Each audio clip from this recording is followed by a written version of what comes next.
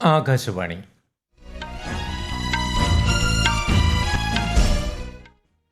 നമസ്കാരം. വാർത്തകൾ വായിക്കുന്നത് ഉദയൻ കിളിയന്നൂർ.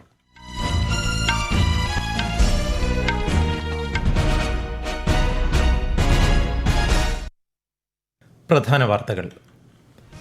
കേരളത്തിൽ ഉപതെരഞ്ഞെടുപ്പ് നടന്ന വയനാട്, ചേലക്കര, പാലക്കാട് മണ്ഡലങ്ങളുടെ വോട്ടെണ്ണൽ നാളെ. മഹാരാഷ്ട്ര, ഝാർഖണ്ഡ് നിയമസഭാ തെരഞ്ഞെടുപ്പുകളുടെ ഫലവും പ്രഖ്യാപിക്കും. രാജ്യത്തിന്റെ സംസ്കാരവും പാരമ്പര്യവും ശക്തിപ്പെടുത്തേണ്ടത് ജനങ്ങളുടെ കർത്തവ്യമെന്ന് രാഷ്ട്രപതി ദ്രൗപദി മുർമു. കുറ്റകൃത്യങ്ങൾക്കെതിരെ വിട്ടുവീഴ്ചയില്ലെന്ന് കേന്ദ്ര ആഭ്യന്തരമന്ത്രി അമിത്ഷാ. മുനമ്പം ഭൂമി പ്രശ്നം പരിഹരിക്കാൻ ജുഡീഷ്യൽ കമ്മീഷനെ നിയോഗിക്കാൻ മുഖ്യമന്ത്രി വിളിച്ചു ചേർത്ത ഉന്നതതല യോഗത്തിൽ തീരുമാനം. ഭൂമിയുടെ ഉടമസ്ഥാവകാശം കമ്മീഷൻ പരിശോധിക്കും. ചൈന മാസ്റ്റേഴ്സ് ബാഡ്മിന്റൺ പുരുഷ ഡബിൾസിൽ ഇന്ത്യയുടെ ചിരാഗ് ഷെട്ടി, സാത്വിക് സായിരാജ് സഖ്യം സെമി ഫൈനലിൽ പ്രവേശിച്ചു. വാർത്തകൾ വിശദമായി. ത്രിരാഷ്ട്ര പര്യടനം പൂർത്തിയാക്കി പ്രധാനമന്ത്രി നരേന്ദ്രമോദി ന്യൂഡൽഹിയിലേക്ക് മടങ്ങി. നൈജീരിയ, ബ്രസീൽ, ഗയാന എന്നീ രാജ്യങ്ങൾ സന്ദർശിച്ച പ്രധാനമന്ത്രി നിർണായകമായ നിരവധി സമ്മേളനങ്ങളിലും കൂടിക്കാഴ്ചകളിലും പങ്കെടുത്തു. ഗയാനയിലെ ജോർജ് ടൗണിൽ ഇന്ത്യൻ പ്രവാസി സമൂഹത്തെയും ഗയാന പാർലമെന്റിനെയും അദ്ദേഹം അഭിസംബോധന ചെയ്തു. ആഗോള വികസനത്തിനും സമാധാനത്തിനും വേണ്ടിയാണ് ഇന്ത്യ നിലകൊള്ളുന്നതെന്ന് വ്യക്തമാക്കിയ പ്രധാനമന്ത്രി ഗയാനീസ് പാർലമെന്റ് അംഗങ്ങളെ ഇന്ത്യയിലേക്ക് ക്ഷണിച്ചു. ജോർജ് ടൗണിലെ പ്രൊമനേഡ് ഗാർഡനിലെ മഹാത്മാഗാന്ധിയുടെ പ്രതിമയിൽ അദ്ദേഹം പുഷ്പാർച്ചന നടത്തി. വെസ്റ്റ് ഇൻഡീസിലെ പ്രമുഖ ക്രിക്കറ്റ് താരങ്ങളുമായി പ്രധാനമന്ത്രി കൂടിക്കാഴ്ച നടത്തി. ഗയാനയുടെയും ബാർബഡോസിന്റെയും ഡൊമിനിക്കയുടെയും പരമോന്നത ദേശീയ ബഹുമതികളും ശ്രീ മോദി സ്വീകരിച്ചു. ബ്രസീലിൽ നടക്കുന്ന G20 ഉച്ചകോടിക്കിടെ Indonesia, Portuguese, UK, Chile, Argentina എന്നീ രാജ്യങ്ങളുടെ തലവന്മാരുമായി പ്രധാനമന്ത്രി ആശയവിനിമയം നടത്തി. സിംഗപ്പൂർ, ദക്ഷിണ കൊറിയ, ഈജിപ്ത്, സ്പെയിൻ എന്നീ രാജ്യങ്ങളിലെ നേതാക്കളുമായും വിവിധ അന്താരാഷ്ട്ര സംഘടനാ പ്രതിനിധികളുമായും ശ്രീ മോദി അനൗപചാരിക ചർച്ച നടത്തി. കേരളത്തിൽ ഉപതെരഞ്ഞെടുപ്പ് നടന്ന വയനാട്, ചേലക്കര, പാലക്കാട് മണ്ഡലങ്ങളിൽ വോട്ടെണ്ണുന്നതിനുള്ള മുന്നൊരുക്കങ്ങൾ പൂർത്തിയായി. നാളെ രാവിലെ 8 മണിക്ക് വോട്ടെണ്ണൽ ആരംഭിക്കും. മഹാരാഷ്ട്ര, ഝാർഖണ്ഡ് നിയമസഭാ തെരഞ്ഞെടുപ്പുകളുടെയും വോട്ടെണ്ണൽ നാളെ നടക്കും. കേരളം ഉൾപ്പെടെയുള്ള 15 സംസ്ഥാനങ്ങളിലെ 48 നിയമസഭാ മണ്ഡലങ്ങളുടെയും 2 പാർലമെന്റ് മണ്ഡലങ്ങളുടെയും തെരഞ്ഞെടുപ്പ് ഫലമാണ് നാളെ പുറത്തുവരിക. രാജ്യത്തിന്റെ സംസ്കാരവും പാരമ്പര്യവും നിരന്തരം ശക്തിപ്പെടുത്തേണ്ടത് എല്ലാ ജനങ്ങളുടെയും കർത്തവ്യമാണെന്ന് രാഷ്ട്രപതി ദ്രൗപദി മുർമു. രാജ്യസ്നേഹവും രാജ്യത്തിന് മുൻഗണന നൽകി ഒരുമിച്ച് മുന്നോട്ടു പോകുന്നതും പരസ്പരം ബന്ധപ്പെട്ടിരിക്കുന്നതും ആണെന്ന് ശ്രീമതി മുർമു പറഞ്ഞു. 19वीं सदी के कानूनी जगह भारतीय नागरिक सुरक्षा संहिता, भारतीय न्याय संहिता और भारतीय साक्ष्य अधिनियम लागू किए गए हैं. दिल्ली में राजपथ का नाम बदलकर कर्तव्य पथ रखा गया है. राष्ट्रपति भवन में दरबार हॉल का नाम बदलकर गणतंत्र मंडप रखा गया है. ये नामकरण हमारे देश में लोकतंत्र की प्राचीन परंपरा के अनुरूप है.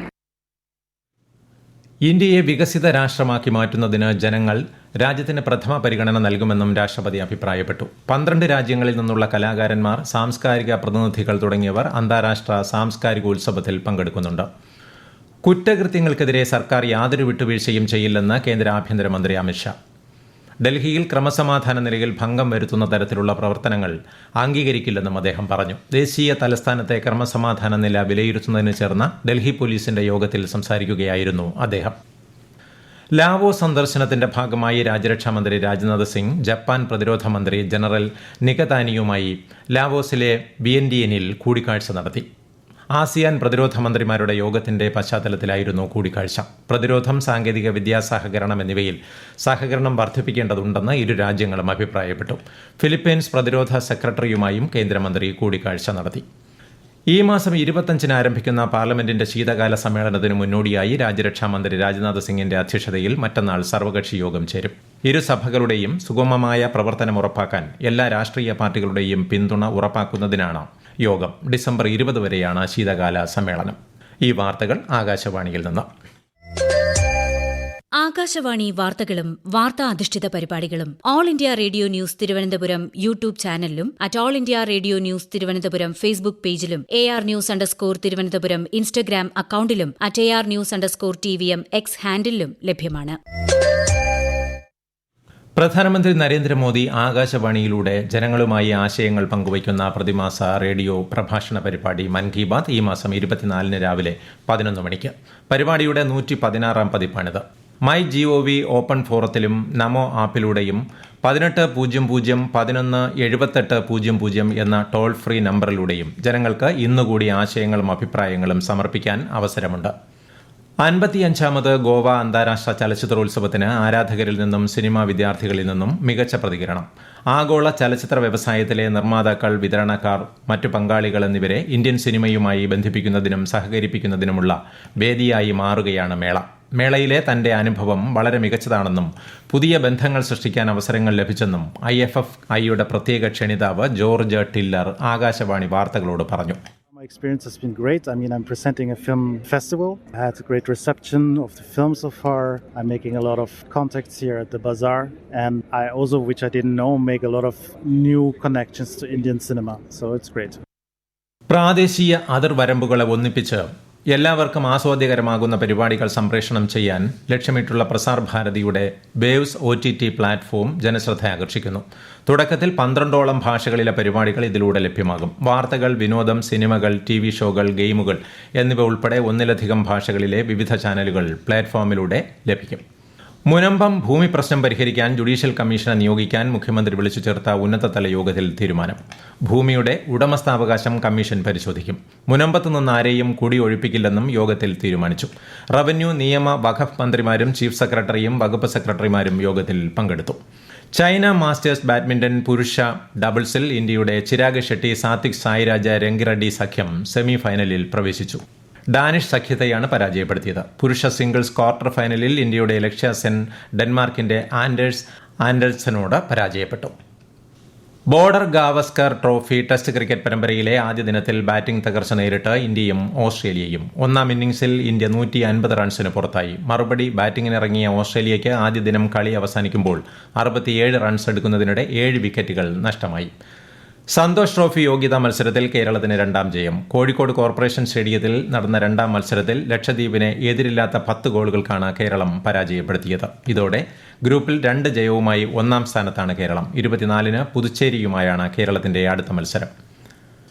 ഛത്തീസ്ഗഡിൽ സുരക്ഷാ സേനയുമായുണ്ടായ ഏറ്റുമുട്ടലിൽ 10 മാവോയിസ്റ്റുകൾ കൊല്ലപ്പെട്ടു. സുക്മ ജില്ലയിലെ കോംഡ മേഖലയിൽ CRPF-ഉം റിസർവ് ഗാർഡും സംയുക്തമായി നടത്തിയ തെരച്ചിലിനിടെയാണ് ഏറ്റുമുട്ടലുണ്ടായത്.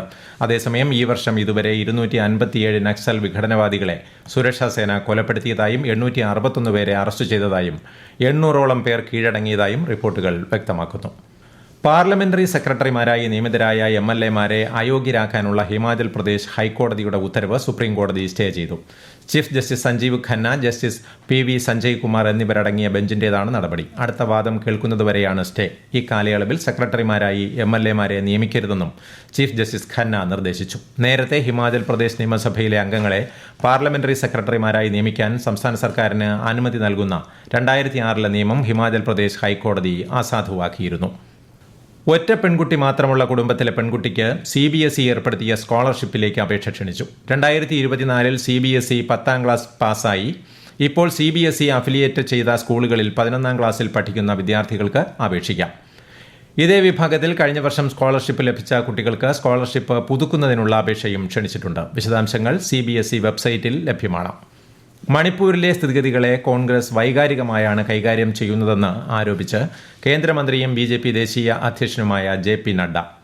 മണിപ്പൂർ കലാപവുമായി ബന്ധപ്പെട്ട് കോൺഗ്രസ് അധ്യക്ഷൻ മല്ലികാർജ്ജുൻ ഖാർഗെ രാഷ്ട്രപതി ദ്രൗപദി മുർമുവിന് അയച്ച കത്തിന് മറുപടി നൽകുകയായിരുന്നു അദ്ദേഹം. മണിപ്പൂരിൽ എത്രയും വേഗം സമാധാനവും സാധാരണ നിലയും ഉണ്ടാക്കാനാണ് ജനങ്ങൾ ആഗ്രഹിക്കുന്നതെന്ന് കോൺഗ്രസ് നേതാവ് ജയറാം രമേശ് പറഞ്ഞു. രാജ്യതലസ്ഥാനമായ ഡൽഹിയിലെ വായു ഗുണനിലവാരത്തിൽ നേരിയ പുരോഗതി. ഉച്ചയ്ക്ക് 1 മണിവരെയുള്ള കണക്കുകൾ പ്രകാരം വായു ഗുണനിലവാര സൂചിക ശരാശരി 379 എത്തി. എന്നാൽ ചില ഭാഗങ്ങളിൽ ഇത് 400 കടന്നു. പ്രധാന വാർത്തകൾ വീണ്ടും. കേരളത്തിൽ ഉപതെരഞ്ഞെടുപ്പ് നടന്ന വയനാട്, ചേലക്കര, പാലക്കാട് മണ്ഡലങ്ങളുടെ വോട്ടെണ്ണൽ നാളെ. മഹാരാഷ്ട്ര, ഝാർഖണ്ഡ് നിയമസഭാ തെരഞ്ഞെടുപ്പുകളുടെ ഫലവും പ്രഖ്യാപിക്കും. രാജ്യത്തിന്റെ സംസ്കാരവും പാരമ്പര്യവും ശക്തിപ്പെടുത്തേണ്ടത് ജനങ്ങളുടെ കർത്തവ്യമെന്ന് രാഷ്ട്രപതി ദ്രൗപദി മുർമു. കുറ്റകൃത്യങ്ങൾക്കെതിരെ വിട്ടുവീഴ്ചയില്ലെന്ന് കേന്ദ്ര ആഭ്യന്തരമന്ത്രി അമിത്ഷാ. മുനമ്പം ഭൂമി പ്രശ്നം പരിഹരിക്കാൻ ജുഡീഷ്യൽ കമ്മീഷനെ നിയോഗിക്കാൻ മുഖ്യമന്ത്രി വിളിച്ചു ചേർത്ത ഉന്നതതല യോഗത്തിൽ തീരുമാനം.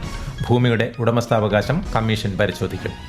ചൈന മാസ്റ്റേഴ്സ് ബാഡ്മിന്റൺ പുരുഷ ഡബിൾസിൽ ഇന്ത്യയുടെ ചിരാഗ് ഷെട്ടി, സാത്വിക് സായിരാജ് സഖ്യം സെമി ഫൈനലിൽ പ്രവേശിച്ചു. വാർത്തകൾ കഴിഞ്ഞു. അടുത്ത വാർത്താ പ്രക്ഷേപണം 8:35.